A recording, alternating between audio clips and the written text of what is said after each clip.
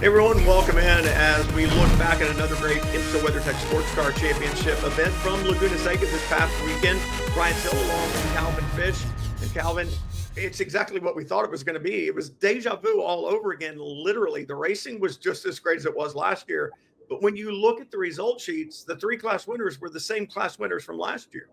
Yeah, and I think it's three organizations with Penske, AO Racing, and Winward Racing and GTD that are just operating at the top level. They're ticking all of the boxes. They returned to a track that had changed a little bit. Remember when we went there in 2024, the track had just been resurfaced. So that was a learning curve. We come back this year, a little bit more wear and tear on that surface. So the setups changed a little bit. Tire deck was a little bit higher, but nonetheless, those organizations had a good notebook to work from. They came back flying colors and really executed great races, all three of them. You know, we went into the weekend saying it was going to be like watching three different baseball games being played on the same field at the same time. You were going to stumble over each other on the baselines and so on and so forth. We certainly saw that, but Penske remained Porsche Penske perfect. They're my three Ps, right? They're undefeated this season, but this time it was the 6 car that got the better of the 7. The question is, it wasn't on outright speed. How did they win this race? Well, they qualified ahead of the 7 car. The 7 car remarkably was going for their 4th straight victory from qualifying 3rd on the grid. So it looked ominous after qualifying that they would repeat once again. But I think for the 6 squad of Jaminet and Campbell, as they celebrate there, they had to break the duck. They had to get across the line first and eat into that championship lead. When we get to Detroit the next round, we're at the halfway point of this GTP season. So they couldn't afford to fall further behind the 7 car. How they did it was they pitted much earlier. They got those fresh tires on Jaminet. That first pit stop was a lot shorter. So consequently, when the 7 car pitted and Nazar turned the car over to Tandy was on the back foot. He didn't have that track position. He had about a 5-6 second gap. He had to try and close down.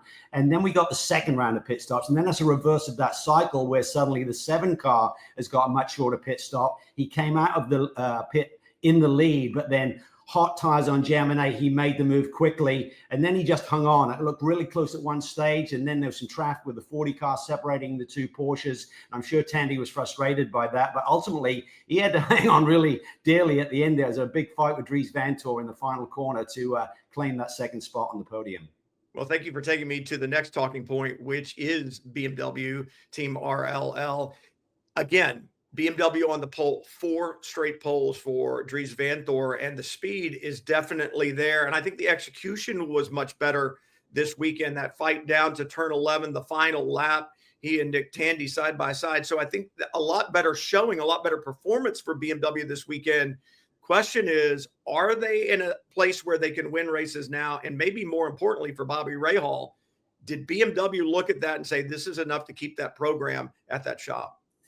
Well, they work as a group. Obviously, you got BMW Motorsport and Team RLL. They've worked together for many years in the GT ranks, of course, so they know each other well. But these GTP cars are so complex. You've got to make the right decisions. You've got to make the right game time decisions. I think we've seen that a couple of times this year that may have tripped them up. But yeah, the speed is there. Dries is a monster in qualifying, 4 poles consecutive now. And I was kind of curious to see them do the double driver change. So Dries obviously started the race. Philip Eng got in. And looking at the data this morning, Brian, Philip Eng had a monster stint as well. He had the best average for the race for anyone in the field. So, but they feel that Dries can just ring the car a little bit harder and find the extra burst of speed. He came very close to catching the Porsches at the end. Maybe had to use his tires up a little bit to play that catch-up mode. But nonetheless, very impressive performance. They're knocking on the door, but they're desperate to get that first win because right now, the Porsche Penske squad, they're just executing every step of the way. They seem so strong. Even in qualifying, they were close to nipping that pole away from them there on Saturday. So they're tough to beat, and they qualified 1-2 at Detroit last year as well. Well, and I think the BMWs did a much better job in the pit lane. That's one of the things Bobby Rahal said they needed to work on. So they're getting there. The manufacturers that we didn't talk about were Cadillac and Acura. Where are they? Well, Caddy are yet to see a podium, and I really BOP changes where the BMW and the Porsches were knocked back a little bit for this weekend. That could bring the Cadillac to the front, a track that they've historically done very well at. But again, they just did not have it. Ricky Taylor did a great job in qualifying, putting his car 4th on the grid, slipped back immediately at the start, so they were on the back foot once again. And it doesn't seem that they have that outright speed to make some moves. And then they're mired in the middle of the pack where there's a lot of drama going on, argy-bargy, and the race just fell away from them. Wayne Taylor Racing with 2 cars in 4 races now have only had 1 top 5 finish. The best Cadillac once again is the 31. They had a heated battle throughout the race, particularly with the 93, which is certainly enjoyable to watch. So they'll be a little bit frustrated. We now go to their home turf, GM. You see the Renaissance Center in the backdrop for this next one. It's going to be a big race for them to turn it around before they head over to Le Mans, of course. Yeah, and Meyer Shank Racing with their 2 Acuras. I think those cars, when I look at them on the racetrack and you look at their performance, I think they are quick.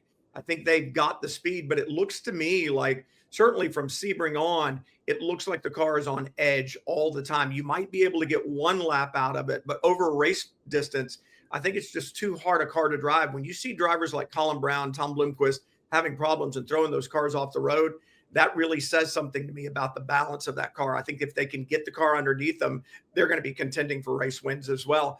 But let's go to GTD Pro, because the same winner, but a different winner in some way, shape, or form. When you look at the livery on the AO Porsche this weekend, Roxy was back at Laguna. She was, and yet to see a podium with that car in those colors, but as a 3rd win on the bounce for that particular car, because they won at Sebring, of course. Now Lauren Heinrich and Bachler have gone 2 in a row and got that championship lead back. And also they won on the streets of Long Beach with Johnny Edgar and Lawrence Vantor winning there in GTD. So this, again, we talk about the organizations that are clicking. They just seem to be so strong. It's been remarkable. That championship win last year, which was unlikely. We didn't really know much about Lauren Heinrich when he came in the 2024 season. He's the real deal. But again, looking at data this morning, his teammate, Klaus Bachler, was the strongest in the field. So there's no weak link there. Who's going to challenge him? I think that's really the big question moving forward. So Roxy gets a gold tooth to match those of Rexy's. And remember who won at Detroit last year. Here's a look at the standings. It was the 77 that won at Detroit. I'll give you that answer. Garcia and Sims holding on to second in the championship. But the surprise to me, Calvin, is the 81. I look at that team and I'm like, I'm not sure that anybody thought Dragon Speed would be contending for a championship, but they are there. And they were really strong at Laguna this past weekend. They really were. They're coming off a 4th place finish at Sebring and put the car on pole with Altoe on Saturday there. So a really good starting position. They had pace. The Ferrari seemed to be quick here this weekend. Elton Julian runs a great squad, but he's a smart guy. He's employed the Risi Competizione, or the backbone of that team, Rick Mayer, the engineer there, to be part of their organization. I think that's why they're really ticking all of the boxes with that Ferrari. They understand it very well. And yeah, Costa's very much in the championship hunt. Chevy with the number 3 car had a couple of podiums on the bounce, so they're looking strong as we head to Detroit as well. A big one for those guys as well. But yeah, Costa definitely a threat in this championship, and I don't think the 77 can rest on their laurels. They know it's going to be a hard-fought championship, I think. Yeah, like I said, the 77 won at Detroit last year, and you got to think that Porsche layout is really well balanced on a street circuit. So we'll see how they perform. But talk about well balanced. Let's go to GTD and talk about the 57, the Winward Racing Mercedes. Again, a strong performance, back-to-back wins at WeatherTech Raceway Laguna Seca.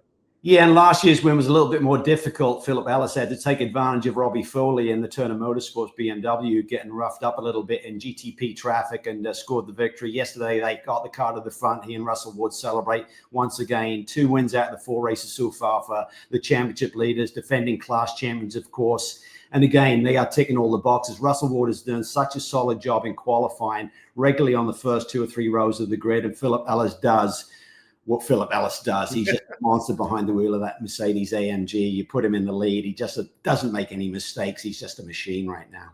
Yeah, it's like he's climbing into an old tennis shoe that he knows really well, and he can run really fast in it.